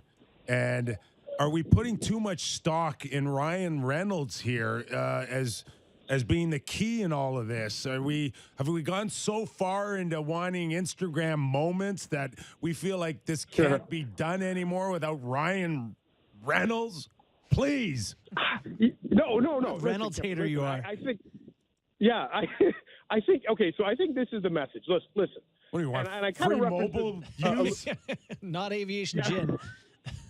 That's right. You got the cell phone, you got the gin. But no, I think realistically, and I referenced this a little bit earlier. Look, Ottawa has always been this sort of little sibling, right? Like, I think when you look at the Senators franchise, even just geographically kind of sandwiched between Toronto and Montreal, which I think are the two most historic franchises in the NHL, there's just a little bit of a little sibling feeling to the Senators, right? Where they just can't quite sit at the adult table, at these big moments. And I think Ryan Reynolds can help change and shape that narrative. I do think it's important. I look at what he did with Wrexham, and he took basically an anonymous soccer team over there and turned them into kind of a household name where they're, all of a sudden you're seeing their games streamed in North America. That wasn't happening before. You've seen the merchandise fly off the shelves. Think of what he could do for the Ottawa Senators. I think where he can really make a difference is I think he really wants to go down the documentary route. He wants to be able to tell the story of this franchise that maybe never should have had a team in the first place 30 years ago, that kind of always was the underdog. And I think, he's got a personal connection to the city. He's got, I think he's got some investment into this where I don't think he's just going to show up every 6 months, take some photo ops and take off. I think he is really invested into doing this. And I'll go back to the point Justin made, which was I just don't know. I don't know that you can put the genie back in the bottle at this stage of the game. So, sorry, do you want to add to that, Kyper? Right. He's such a Reynolds hater. No, I'm not a Reynolds hater. I'm not. I'm just, I don't want to see this thing turn into a circus. I think he's already, Ian mentioned the documentary thing. Like, he's got a team with him for the purchase process. Does he not, Ian? Have you heard that? Well, listen, I hear Kyper saying he doesn't want to turn this into a circus. May I remind you of what the last 10 years have been like? as you're walking on peanut shells. It's been a three-ring big top circus, So, yeah, sorry, no, now I've completely forgotten the question from Justin. It's fine. I've forgotten it too, to be honest. It's we'll move on. We'll talk about the hockey team. Actually, before we talk about the hockey team, I am curious to know what sort of timeline there would be to get in a new rink. The whole LeBreton Flats thing is something I have heard about for a long time. But, what is a realistic timeline for that to be a reality for the Senators? I think you're looking at 5 years from now that they could be playing games there. Like I know. And, what's really disappointing for a lot of us that live in Ottawa is had the original proposal not kind of deteriorated into kind of, lawsuit versus lawsuit, this would have been the season that they would have been playing games in the new downtown arena. That's the frustrating part. But it's going to be probably, if they're lucky, they get the shovels in the ground in 2024, early 2024. But I was told, listen, you probably look at 3 years to probably properly build this. There's as you know, if we're known for one thing in Ottawa, it's red tape. There's going to be some red tape around this. There's going to be some, there's just going to be a lot of things to navigate here. It's not as simple as, okay, here's the plot of land, you go. The federal government, believe it or not, is actually involved in this because they kind of own the rights to that land. So this is going to take, I think, probably from right now, I'm thinking the 2027, 2028 season would feel like a safe, realistic milestone. So maybe 4 to 5 years. I'm thinking, I guess, till when we could potentially see them playing games there. Ian, where's the dynamic when it comes to the day-to-day operations and a pending sale? And I would imagine it's business as usual for Pierre Dorion, but is there anyone in Ottawa believes that he could still hang around after a pending sale? Well, I think what's going to be the challenge for Pierre is that if they miss I think if they make the playoffs and they go on some sort of, like I said, Hamburglar-esque run, I think you can make an argument that everybody deserves a chance to stay. I think you've turned the ship around. I do. But if they miss the playoffs, guys, I don't think – I think I wrote about this about 6 months ago. There has never been a general manager in the salary cap era to miss the playoffs in 6 straight years and keep his job. It just has never happened. Right. And so And then you go on, and then DJ Smith would have had 4 seasons and not making the playoffs. It just feels like, boy, something would likely have to change on one or both of those fronts. Right now, I think it's pretty much the status quo. Like, I'd be shocked, though. Like, the last time I checked in with the Brinkett camp, I got the sense that there was nothing cooking, and that was in the early part of January. I really don't see how they could make the financial commitment to somebody like Alex DeBrincat, and you're talking probably in a $60 million range, something maybe north of that. I don't know how they could do it with the current ownership group being kind of a little bit in flux. I think that's something that you have to wait for the new owners to come in and say, yeah, we want Alex DeBrincat, we'll sign him to, whatever, 8 times 8, and off we go. So I think for the most part, the day-to-day stuff is fine. I think if they want to make little moves, that's fine. They've got a little bit of salary cap relief from the Josh Norris injury that I think they can play with a little bit here. But yeah, I don't see them doing anything drastic, and certainly not taking on any significant term or salary here in the next few weeks. I don't think. So let me get this straight. There are people in Ottawa that think they can still make the playoffs, or just you? Listen, I think, you know what, like last night's game was the great example of everybody it had to go. It was the old, kind of old takes exposed on Twitter, because I think 57 minutes into that game, people were like, this team is done. They've quit. This is awful. And then boom, boom, boom, 3 goals in the span of 4 minutes, and they come back and win. And it's just, boy, they've just kept you hanging around. Now, you're asking me personally, I don't think so. I think it's they got about a 4.5. Like, if you just look at statistical probabilities, there's like a 4% chance of them making the playoffs. I think the bigger chance for Ottawa, it's not the 8 points. Like, they're 8 points back of Pittsburgh. That's not the problem. It's the volume of teams between them and Pittsburgh. Right. It's Florida. It's Buffalo. It's it's all these teams, the Islanders that are playing tonight. If you only had to pass one team and you were 8 points out, you might be able to talk me into getting on a hot streak and making some noise. But man, I don't see it right now. I want to be wrong. I think everybody wants to be wrong. We'd love to see another Hamburglar-esque type of run here with, again, both the goalies are out. But at this time, I can't sit here and realistically tell you that they've got a legitimate chance of making the playoffs. So, one last one for me. Just I want to talk about the actual team on the ice and what's gone. I don't want to say what's gone wrong, but, how do you assess this season for them? Expectations were high after a good summer. They show flashes where you're like, you can see it. I can see why this team is going to be a pain to put away, why they're going to win some hockey games. But how do you assess the season for the Sens on the ice? It's been really inconsistent, and it's been a little bit maddening, right? They'd win 5 out of 6, and you think, okay, they've turned this around. Then they would lose 3 or 4 in a row, and it's just kind of been like that all year long. What I think is really interesting, I think at the beginning of the year I said, if Ottawa could end up maybe flirting with 90 points and just staying in the playoff race, like I figured maybe the playoff cutoff would be maybe 95 points or something, 94 points in the East. I said, if Ottawa can finish with 90 points and kind of be in the playoff race in March, I think we'd all call that a win. And I think what's funny is now, like, if you look at them from NHL 500 is fake 500, but from a points percentage standpoint, they're kind of on pace for maybe 86, 87 points. And now you're like, you know what? They may not end up falling that far short of the kind of realistic expectations we set. But I think when you're coming off the summer, it was the summer of Pierre, and they added DeBrincat, and they added Giroux, and they traded Talbot.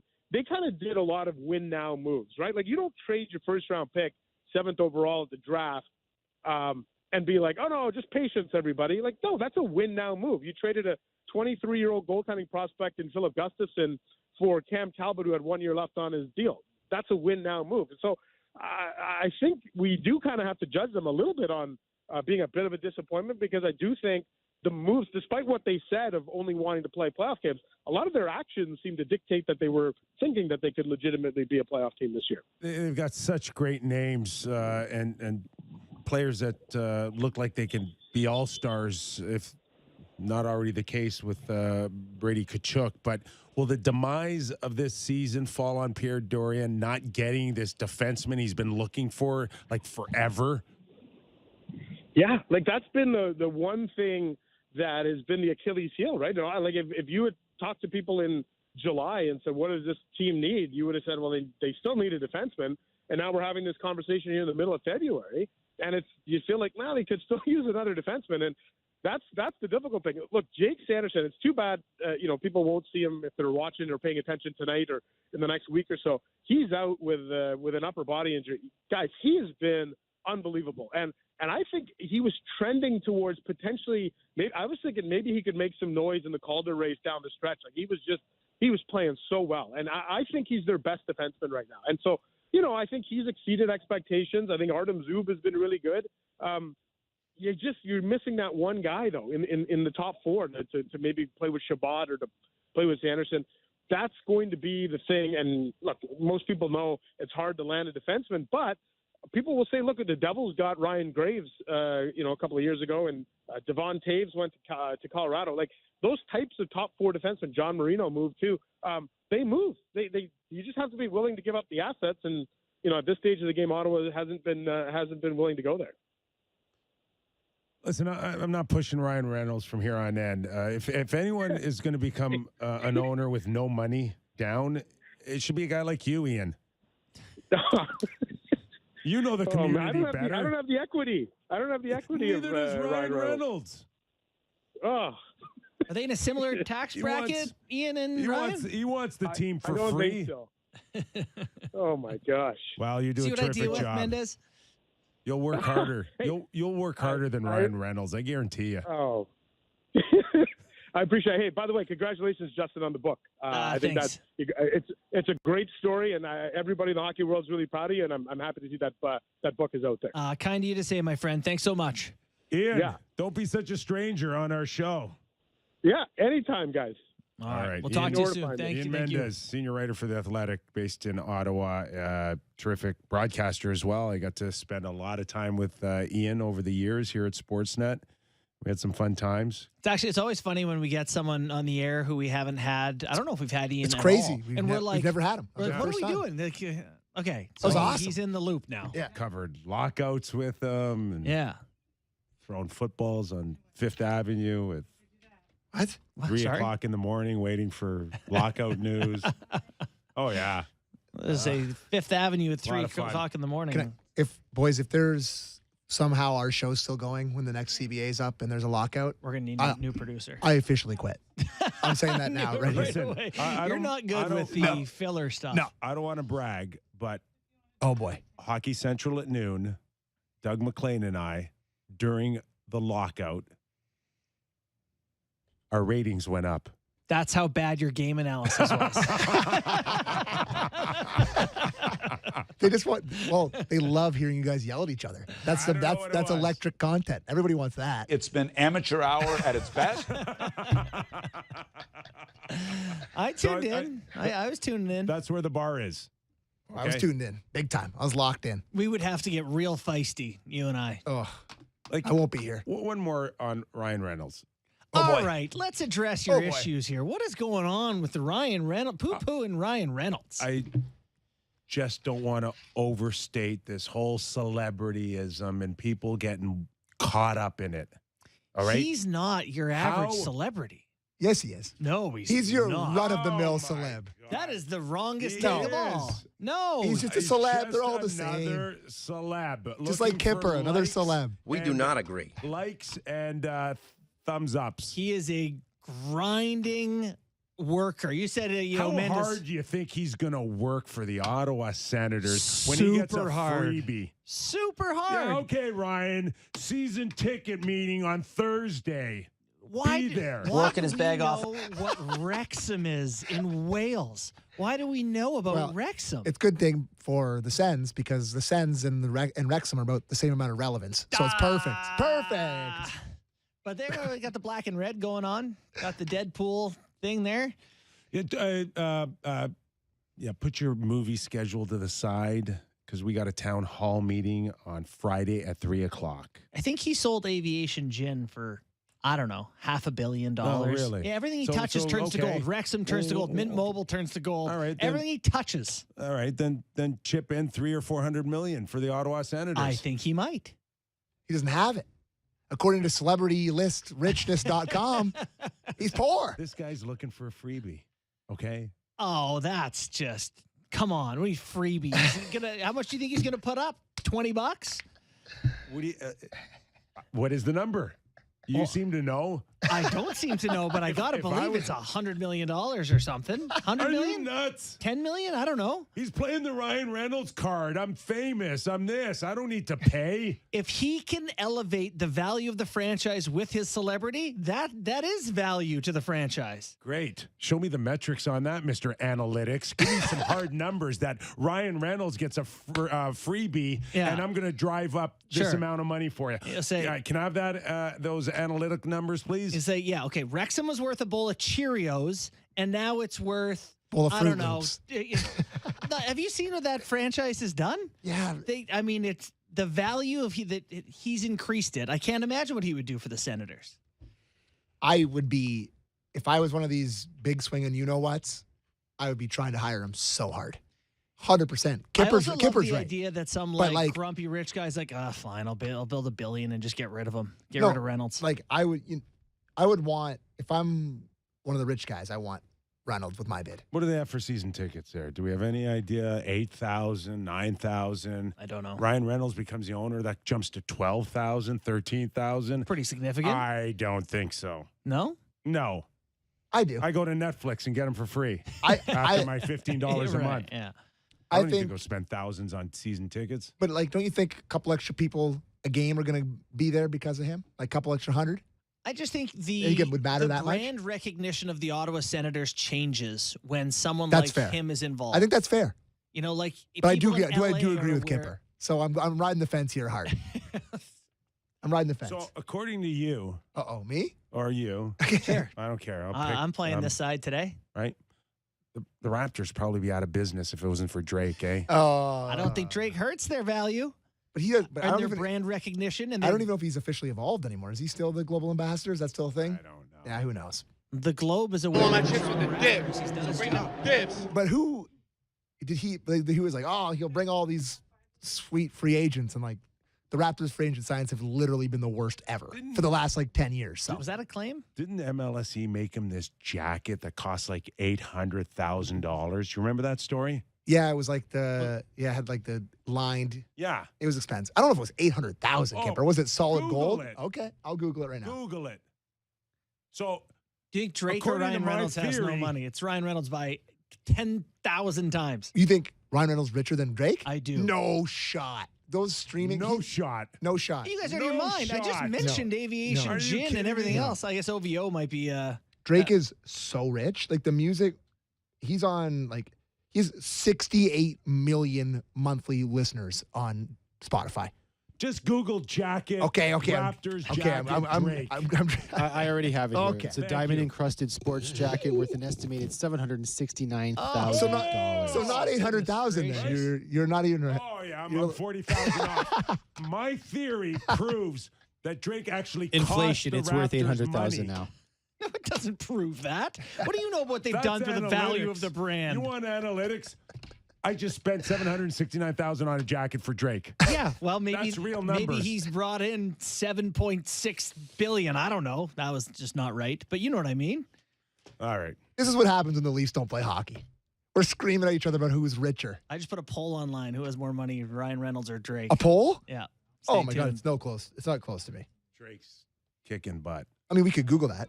What's Drake net worth? $260 million. That was in 2022. So let's see what Ryan Reynolds was.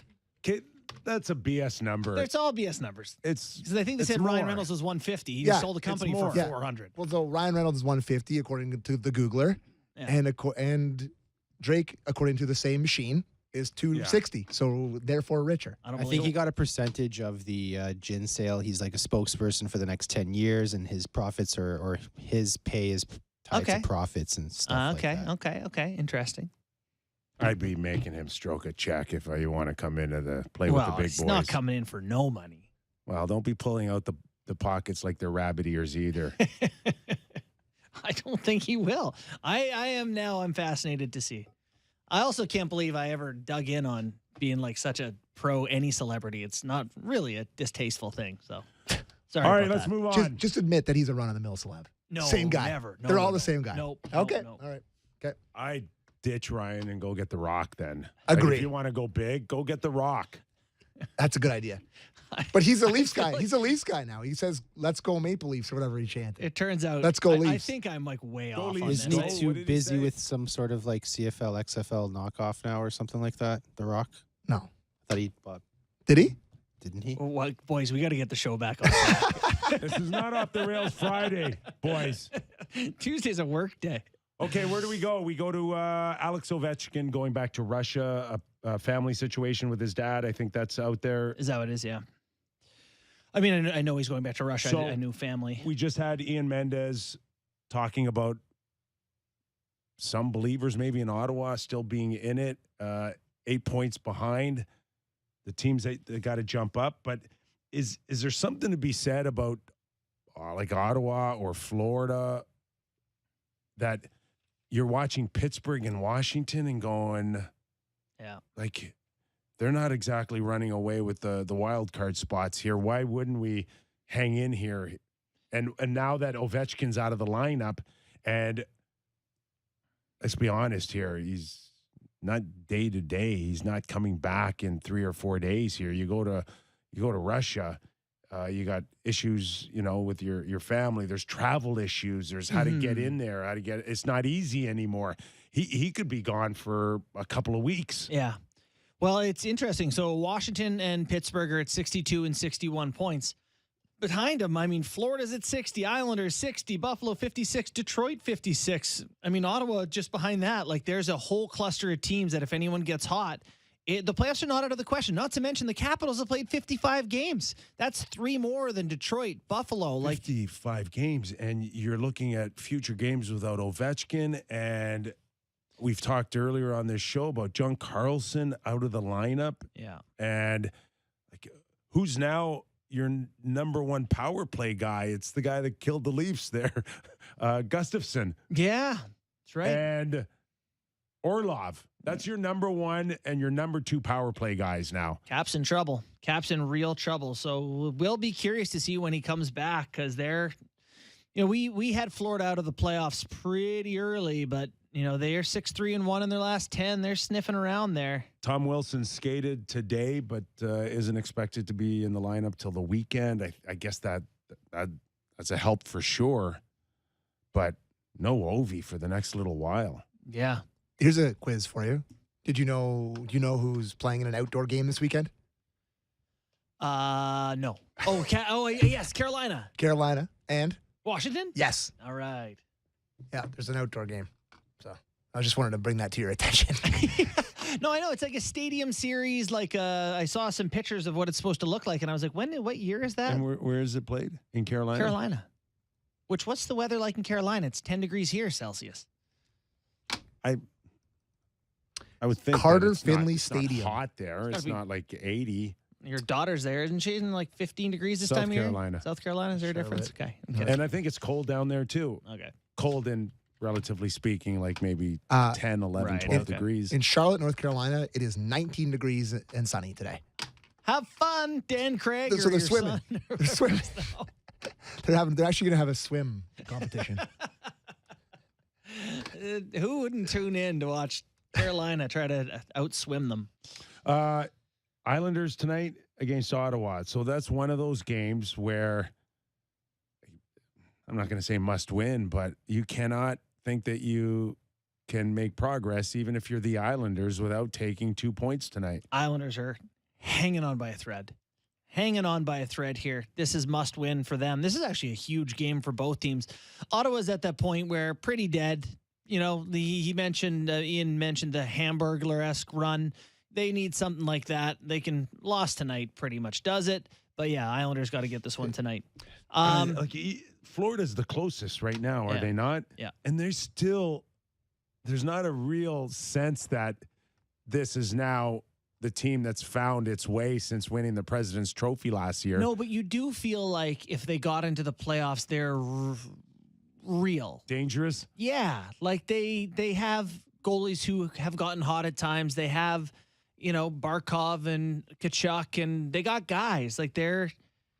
I don't think Carolina wants to see them in the first wild card spot. No, Carolina's banking on getting the Islanders or the Sabres or Pittsburgh or Washington limping in. I'm actually Florida looking at the standing. It's going to be a pretty fascinating finish for the Eastern Conference in terms of the bottom of it. Like last it really year is. wasn't. No, last year I think it was decided. Remember, it was like the 8 teams were in basically from the start. Islanders were 9th and out of playoffs by like 10 points or something. It wasn't particularly compelling.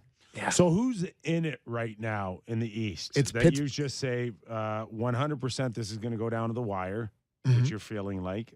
And you think Buffalo and Islanders and Florida will all remain into playoff contention right to the end? I could see, I don't want to say this about my Sabres, but I could see them fade. They've lost 3 in a row now. After they were within a couple points. They've lost 3 in a row now. They're, 5 points back. And do we put Detroit in there too? Because they're tied with Buffalo, are they not? Yeah, give them a little love here. They've won 3 in a row. They've won 3 in a row. It's going to come down to Florida, Pittsburgh, Washington, and the Islanders, and probably. And I think Buffalo can work their way into that. So Calgary has a huge comeback a few games ago against Buffalo. And that's a feel good. And then they give it all back last night against Ottawa. There is go ahead. No team I know less about than the Calgary Flames. In terms of just like, are they good or not? Because I think, I like their roster and I bet on them and then they lose. And then I'm like, here they come. And then they're bad. And then I'm finally like, they're bad and they win. But they can't miss the playoffs, can they? The Calgary Flames? Oh, yeah, they can. Right now, they're on the outside looking in. Calgary has a huge Just random what was audio. That? What was that? Was that me? Who was that? That was 2 seconds ago. Okay. But yeah, no, they're in, Sam, but they've got 3 more games played than Colorado and 1 more point. They're out by points percentage. That's scary. Yeah. Markov isn't doing the goalie union. Markstrom, sorry. Yeah, you're good. Markstrom is not doing anything for the goalie union to believe that they deserve long-term contracts. I know. You don't want to give anyone a long-term contract. It's terrifying. What are your thoughts, not to change that subject, but on Vancouver at post-Talkett? So they were on video doing the army crawl through the neutral zone. They got shelled by Detroit, trading away Horvat. It's like any other scenario. It doesn't matter. You don't like what you see when you come in. You assess it, and you strip it down, and you build it back up the way you want to. And the army crawl is just part of the process. We should do that in junior with our, think it's a real junior move? Kind of. But it's like, I think the idea is like, we're going to put the boys through the paces. We're going to work. We're going to, it's a work ethic thing. I don't think it's about this is going to make our team better. It's a mindset thing, right? That we're committing to the physical element of it. And I'm a new coach. Boudreau's, those boys didn't do any army crawls with Bruce. How much do you think is optics? Because I look at the army crawl and I could easily make them do planks in the weight room without the cameras. Yes. I don't know that 100%. I don't think that it's for the media. I think it's for the players, just, again, a mindset thing where it's like, I am the hard-nosed coach. We are doing hard things. I don't care if you think they're stupid. This is like the way we're going to do it. And I don't know if I don't think it's for the media, but you think part of that is. I'm just. Yeah. There has to be an element of that, I think, for sure, for anybody, that anytime that you down and backs, yelling. Thanks for the the plug there. There you go. That's where it came from, down and back. Down and backs. Yeah. Army crawls, yelling at the players in practice, banging a stick against the boards. Bruce Boudreau said yesterday the days of no pucks are gone. And Rick Tocchet was like, are they? Are you sure? So apparently there's a bit of a disagreement at practice today with the Canucks too. Quinn Hughes and Dakota Joshua apparently got into a spirited shoving match during a battle drill. Connor Garland involved too, if I could speak. And Hughes was very visibly upset, according to Brendan Batchelor. You know who loved that? Rick Tocchet. Yes. I would too if I was a Canucks fan. Nice to see somebody pissed off. Very common when things are really ugly on a hockey club is to pin them against themselves in practice. Yeah, and you do some physical battle drills. Yes. And you say, this is not okay. We're trying to raise the temperature and intensity of the group. Kipper, you ever fight anybody in practice? Yeah, nothing that stands out. Two practice fights. for Like, sure. Gloves off, flippers gone. No, more wrestling and rabid punches. And mine actually were both college hockey. So helmets eventually came off, but you start off just with the whatever, and it Sticks, escalates. spears, Yeah. a slash. Yeah. You know what it was for me is that, you know, I would be at net front and taking like shots from our D-man. Yeah, but in what the front. hell Like, you doing, Right. man? Yeah. Like we're same team. I get it. You're a tough guy, but Yeah. like not now. Please. Yeah. Oh, one practice, I lost my bearings, and I ran the shit out of Mike Liute. He went down like a ton of bricks. How are you going to do that And with then- 10 seconds and left then in the he- show? And then he had the big stick with a Billy Smith slash. Way to All go, right, Mike. we're back tomorrow. See you, everybody.